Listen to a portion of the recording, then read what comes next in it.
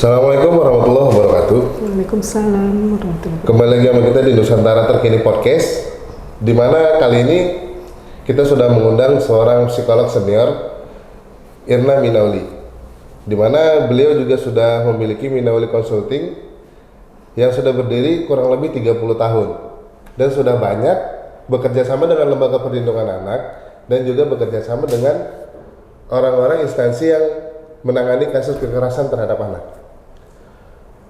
Kali ini kita akan membahas tentang peristiwa miris yang menggemparkan tanah air, di mana antara guru dan murid melakukan hubungan layaknya suami istri, dan itu berada di lingkungan sekolah. Nah, yang paling menyeramkan, kejadian tersebut rupanya sudah sering terjadi dan mereka melakukannya di lingkungan sekolah Islami yang berdasarkan hasil pemeriksaan kepolisian. Motifnya pun beragam macam, ada mulai dari pacaran atau suka sama suka. Ironisnya, apa mungkin karena bujuk rayu dari seorang guru yang cukup berumur dan masih memiliki istri? Nah, apakah memang sebuah kesukarelaan dari dalam hati yang terdalam sang murid yang masih berusia 16 tahun itu benar-benar jatuh hati pada sang guru? Nah, untuk mengetahui hal itu, kita sekarang sudah berdampingan dengan Bu Irna Minauli. Gimana kabarnya, Bu? Baik, alhamdulillah. Alhamdulillah. Terima kasih, Bu. Pertama, Ibu sudah meluangkan waktu hadir di sini, padahal ini weekend gitu ya, Bu ya. Nah, perihal kasus ini, Bu, kan ini sangat menggemparkan gitu kan, Bu. Iya. Kira-kira Ibu sebagai psikolog senior nih yang ada di Kota Medan ya, Bu. Gimana sih, Bu, pandangan Ibu perihal kejadian yang selalu menimpa anak itu, Bu? Iya. Khususnya di Gorontalo kemarin, Bu. Ya, ini sebetulnya hanya sebagian kecil ya, seperti kita tahu pasti itu kayak fenomena gunung es. Ini yang terungkap, yang nampak, padahal mungkin di luar sana tuh sangat banyak kasus serupa gitu ya. Kebanyak itu, Bu ya? Sangat cukup banyak gitu. Jadi posisinya, Bu, apakah benar hal itu terjadi karena atas dasar suka sama suka atau ada embel-embel lain yang dilontarin tersangka kepada korbannya gitu? Ya, bisa saja, ini kan melalui fase grooming istilahnya ya. Jadi fase pendekatan yang cukup dalam sehingga seolah-olah mereka pacaran, mereka jatuh cinta gitu ya. Jadi dalam fase grooming ini biasanya para predator gitu memang akan mencari target dulu ya. Jadi dari misalnya seorang guru, dia akan lihat nih siswa dia mana yang berpeluang untuk dia jadikan target. Nah, salah satu kelemahan yang mudah menjadi target itu adalah anak-anak yang fatherless ya, yang tidak memiliki peran ayah ya. Jadi bisa karena meninggal, karena cerai, tapi juga kadang mungkin ayahnya ada tapi mungkin kerja di luar kota atau mungkin tidak terlalu memiliki kontrol. Berarti jarang berinteraksi dengan ayah gitu. Benar. Ya? Jadi makanya kayak ada kekosongan dalam diri anak ya, sehingga dia butuh figur ayah, dan itulah yang seolah-olah dia dapat dari para predator tadi gitu ya. Oh gitu. Berarti apakah memang penyebabnya karena kekurangan figur ayah atau karena faktor lain, misalnya seperti nilai dan ekonomi atau gimana tuh? Itulah salah satunya ya. Jadi biasanya setelah guru atau katakanlah predator lah kita katakan ya, mencari target, kemudian mereka berusaha untuk membangun trust ya, membangun kepercayaan dari anak tersebut ya. Jadi misalnya dia mungkin menjadi pendengar yang aktif, jadi ketika anak curhat, anak kayak menemukan gitu ya kenyamanan. Sosok ayah dari pria lain. Iya, gitu, betul. Ya. Kemudian juga mungkin memberi dukungan sosial. Dia butuh sesuatu misalnya ya, baik finansial maupun yang lainnya. Nah, dia siap membantu gitu. Nah, itulah tahap kedua ketika seorang melakukan grooming fase tadi ya. Fase grooming itu ya, Bu ya. Fase grooming. Jadi kemudian tahap berikutnya adalah dia coba memenuhi kebutuhan emosional dari anak tersebut ya. Jadi mungkin dia akan memberikan perhatian, memberikan kasih sayang, mungkin juga memberikan privilege ya, special privilege ya, hak istimewa, misalnya dia bisa mendapatkan nilai yang tinggi atau mendapatkan bocoran misalnya ya. Nah itu yang kadang prosesnya begitu lambat ya, begitu halus sehingga kadang anak tidak menyadari bahwa dia sudah masuk dalam jebakan si predator tadi itu. gitu ya. Jadi Bu, kira-kira Bu, ini kan memang menurut informasi yang dari berita kita rangkum tuh kan, si korban memang merupakan anak yatim piatu gitu.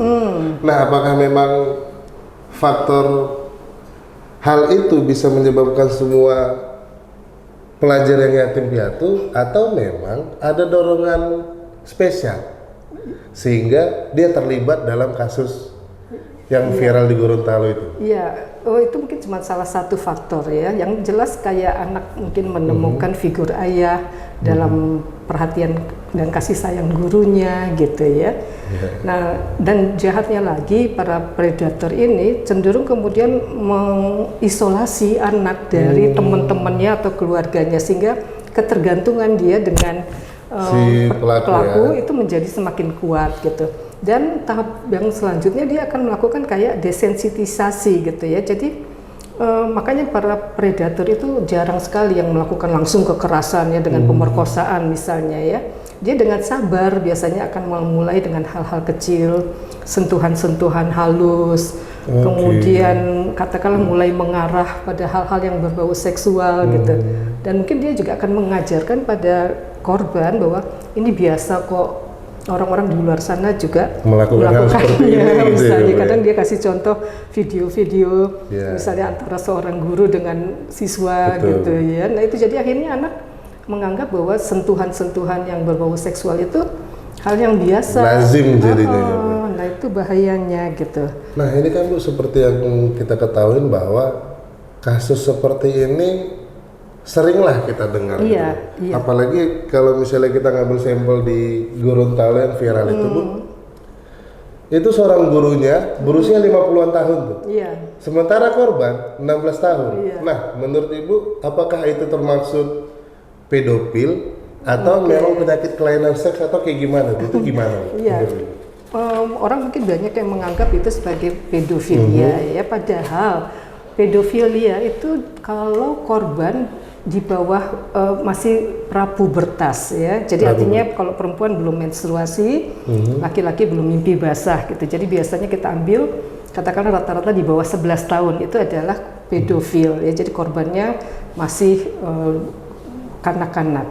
Tapi ada kelompok yang disebut hebefilia. Nah ini dia biasanya mencari mangsa dari anak-anak usia remaja menengah gitu ya. Jadi antara 11 sampai 14 tahun. Ada yang sukanya nanti anak-anak SMA gitu ya, antara 15 sampai 18 tahun misalnya, disebut EVB-filia. Nah, jadi ada kategorisasinya. Nah, secara psikologis yang pedofilia ini yang masuk gangguan jiwa. Tapi pada kasus yang hebefilia, EVB-filia misalnya itu ya mungkin tidak dianggap sebagai gangguan gitu ya. Oh gitu. Nah Bu, ini kan bisa kita bilang si korban kan merupakan Gen Z ini. Iya. Apakah peristiwa ini hanya terjadi pada Gen Z atau pada generasi-generasi sebelumnya seperti Gen X atau gimana pernah mengalami hal yang sama atau tidak? Iya. Menjadi korban para guru. Iya, saya rasa banyak yang sudah jadi korban dari generasi sebelumnya, hanya karena tidak terekspos atau mereka juga tidak menangani dengan baik. Makanya kan kita lihat siklusnya ya. Jadi ketika dia menjadi korban, maka ketika dia dewasa dia menjadi pelaku misalnya. Jadi kalau misalnya diteliti, barangkali kebanyakan pelaku kekerasan seksual juga pernah menjadi korban ketika mereka kanak-kanak dulu gitu. Oh gitu. Berarti bukan hanya berlaku pada Gen Z ini. Tidak. Nah kalau misalnya menurut Ibu, apa sih yang harus dilakukan sama pemerintah dan penegak hukum agar kejadian serupa itu tidak terulang lagi? Iya, jadi banyak hal yang harus dilakukannya sebagai tindak protektif ya, tindak perlindungan pada anak. Yang pertama adalah dengan pendidikan dan meningkatkan kesadaran ya, awareness pada anak-anak. Jadi sejak dini anak-anak itu sudah dilatih untuk mengetahui apa yang boleh dan tidak boleh ya. Sekarang saya lihat udah bagus nih, guru-guru TK udah membuat lagu ya, misalnya sentuhan boleh, sentuhan tidak boleh gitu kan. gitu. Sentuhan boleh, sentuhan boleh. Ada yang boleh dan tidak boleh gitu. Dan itu bagus, harus dari kecil diajarkan ya. Jadi edukasi gitu ya. Tapi yang kadang kalau menurut saya masih kurang diperhatikan oleh guru atau terutama orang tua adalah dalam pemberian hadiah. Karena biasanya para pelaku itu cenderung akan memberikan banyak hadiah gitu. Nah, dalam budaya kita justru kan kalau misalnya Lebaran atau Tahun Baru, justru kayak orang tua malah yang encourage anaknya untuk minta tuh hadiah sama pamanmu sama. Betul. Padahal sekarang kayak Lebaran kemarin pakai scan barcode gitu ya, Bu. Ya, sebenarnya mungkin boleh aja, tetapi sebaiknya orang tua tuh mengkontrol gitu siapa yang memberi hadiah, dan anak juga harus melaporkan siapa yang memberikan hadiah gitu ya. Jadi orang tua bisa tahu apakah ini tulus atau tidak misalnya ya, karena mereka sering masuknya dari situ gitu dengan pemberian hadiah. Nah, kalau misalnya perihal kejadian kasus di luar Gorontalo, Bu, yang Ibu pernah tanganin, Iya. itu kasus apa aja sih, Bu, selain ruda paksa dan yang lain-lain gitu, Bu? Ya, banyak sekali kasus kekerasan seksual pada anak gitu ya, dan dampaknya itu luar biasa ya. Jadi misalnya yang paling basic adalah kehilangan trust ya, kehilangan kepercayaan pada orang lain ya. Makanya kan sering ketika orang dewasa kok dia kayak cemburu atau curiga terus sama pasangannya, pada suaminya misalnya. Nah, kadang itu salah satu sumbernya adalah ketika mereka mungkin yang pernah mengalami kekerasan seksual sebelumnya gitu ya. Jadi mereka nggak gampang percaya sama orang lain karena dia beranggapan bahwa orang yang saya percaya saja, guru misalnya, pun ternyata melakukan pelecehan terhadap dirinya gitu ya. Belum lagi masalah-masalah kesehatan mental ya. Jadi banyak mereka yang kemudian mengalami depresi, mengalami gangguan kecemasan, dan yang paling sering mengalami post traumatic stress disorder ya. Jadi mereka mengalami mimpi buruk, mengalami flashback gitu ya, kayak lintasan ingatan, katakanlah setiap kali dia lewat ke tempat kejadian atau seperti ada flashback lah mungkin ya, atau misalnya dia ada kendaraan tertentu yang mengingatkan dia pada pelaku itu ya. Nah itu. Baik, kalau misalnya menurut Ibu sendiri, Bu, kan Ibu udah sering menangani kasus kekerasan terhadap anak dengan banyak fenomena lagi. Iya. Kalau menurut Ibu sendiri sih, Bu, bagaimana sih cara memulihkan mental si anak, terutama para korban itu, Bu? Karena kan yang kita ketahui bisa dibilang media sosial gempar akan video-video yang di Gorontalo itu. Memang durasinya kurang lebih 3-5 menit gitu. Iya. Jadi apakah itu akan menjadi traumatis tersendiri bagi korban? Iya.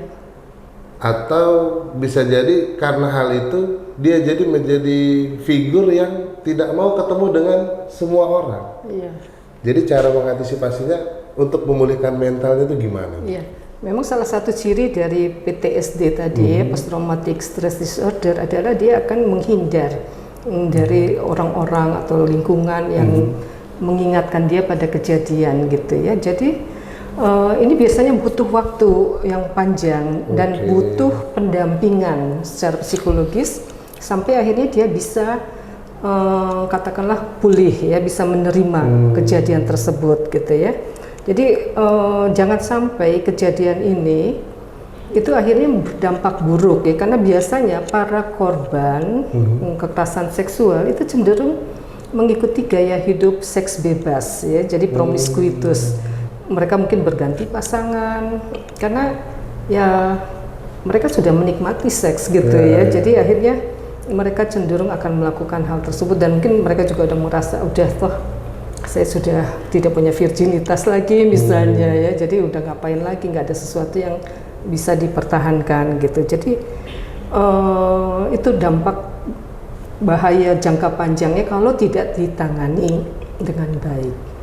Nah, kalau misalnya si korban ini, Bu, cara dia membuat mentalnya itu pulih lagi, Yang pertama mungkin dia harus katakanlah menghindar dari lokasi tersebut, ya pindah ke situasi yang orang tidak kenal dia. Sementara dia masih dalam jenjang sekolah nih Bu. Iya, makanya. Dan dia termasuk murid yang berprestasi. Iya, biasanya sih saya lihat langkah yang dilakukan oleh lembaga-lembaga perlindungan anak itu dia akan di homeschooling kan gitu, atau apa bukan homeschooling, online ya, belajar online. Jadi dia tidak bergabung lagi sama teman-temannya atau lingkungannya. Jadi dia cuma mungkin menyetor tugas gitu sampai dia kemudian mengikuti ujian. Oh gitu. Oke. Pulih sendiri pada kasus yang normal ya, artinya nggak sampai viral seperti ini, itu paling cepat 6 bulan gitu ya. Oh, range waktu dari kejadian gitu. Pada kasus PTSD secara umum itu 6 bulan, tapi kalau ini sudah menyangkut sesuatu yang intensitasnya tinggi, itu mungkin bisa terbawa sampai jauh lama gitu. Kurang lebih berapa tuh waktu yang dibutuhin untuk memperbaiki mental si korban? Bertahun-tahun ya, sampai dia bisa katakanlah beradaptasi ya. Minimal tadi kita harus bisa memprotek supaya dia tidak terlibat dalam hubungan seks bebas misalnya ya. Kemudian kita melindungi dia jangan sampai traumanya itu mempengaruhi kondisi kejiwaannya gitu. Jangan sampai dia kemudian punya NSSI istilahnya ya, non suicidal self injury ya, jadi dia suka melukai diri sendiri. Oh, padahal dia nggak pakai narkoba ya Bu ya? Enggak. Cuma dia menyayat diri sendiri ya. Anak-anak muda sekarang bilangnya barcode katanya kan. Oh barcode. Karena udah berarti kayak bisa di scan. Iya, itulah istilah anak-anak muda sekarang gitu. Jadi itulah salah satu dampaknya ya. Jadi cenderung melukai diri sendiri karena ada perasaan malu, bersalah yang sangat besar.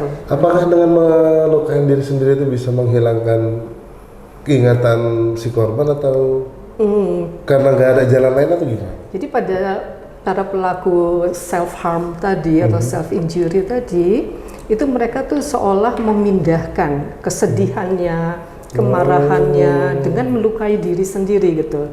Jadi banyak sih bentuknya, mungkin jedutin kepalanya ya. Atau tindak-tindak yang melukai diri sendiri lainnya. Oh gitu. Nah kalau misalnya menurut Ibu, apalah imbauan dan saran yang akan Ibu sampaikan kepada masyarakat yang sudah mendapatkan link video tersebut dan yang sudah menyebarkan screenshot video tersebut Bu, berupa karakter ke media sosial. Misalnya kan mereka udah dapat nih video tersebut, mereka screenshot, mereka jadikan stiker Bu, gitu. Jadikan stiker, nah itu dipublish lagi ke WhatsApp gitu, dikirim-kirim mereka ke WhatsApp. Dan dibuat parodinya. Iya, imbauan Ibu ke masyarakat tuh kayak gimana? Karena kan kita mengetahui bahwa pasti mental si anak sangat terganggu. Betul. Nah itulah yang disebut secondary trauma ya. Jadi trauma sekunder yang dia dapat setelah kejadian gitu. Dan ini kalau misalnya setiap kali dia mendapatkan lagi katakanlah postingan atau parodi atau screenshot gitu kan, itu akan melukai lagi gitu, menimbulkan lagi luka dalam batin dia gitu. Jadi harapan Ibu ke masyarakat bisa Ibu sampaikan. Iya, stop lah untuk menyebarluaskan gambar-gambar seperti itu, parodi-parodi seperti itu. Meskipun ya terus terang saya karena nggak ngelihat videonya langsung, jadi saya lucu juga gitu ya, untuk hiburan misalnya ya. Jadi tapi ya lucu buat kita, itu kan dampak jangka panjangnya buat anak sangat buruk. Meski untungnya adalah berita itu kan selalu ada yang baru lagi, sehingga yang lama itu akan tertutup. Teralihkan gitu. Iya. Cuman lah itulah kita dalam era digital, jejak digital itu tidak hilang. Itu yang berbahayanya. Ketika dia misalnya mendapatkan pasangan atau mau mulai bekerja gitu kan, dengan mudah orang ngorek jejaknya. Iya, jadi memang seharusnya pemerintah melakukan penghapusan itu gitu. Sebaiknya dihapus. Karena itu akan mengganggu mental si korban gitu ya. Betul. Ya sahabat Douters, terima kasih, itu tadi kita sudah berbincang-bincang dengan seorang psikolog senior Bu Irna Binauli, di mana case yang kita ambil adalah viralnya video seorang guru dan siswa di Gorontalo. Nah, inti dari diskusi kita hari ini dengan seorang psikolog ini adalah bahwasanya peran orang tua, terutama ayah, itu sangat penting untuk mendefense anak-anak dari bujuk rayu para predator mungkin. Iya, betul. Nah, kemudian bagi para pihak sekolah itu harus mengedukasi siswanya agar lebih mengetahui gimana tentang seks mungkin. Jadi sex education itu sangat penting. Kemudian bagi para masyarakat yang memang sudah memiliki link atau sudah mendownload video tersebut, sangat diharapkan untuk tidak menyebarkannya lagi dan tidak membuat parodi-parodi dalam bentuk lain yang akan di-share ke media sosial. Mungkin itu saja dari kami. Terima kasih Bu Baik, terima atas kasih. waktunya. Assalamualaikum warahmatullahi wabarakatuh.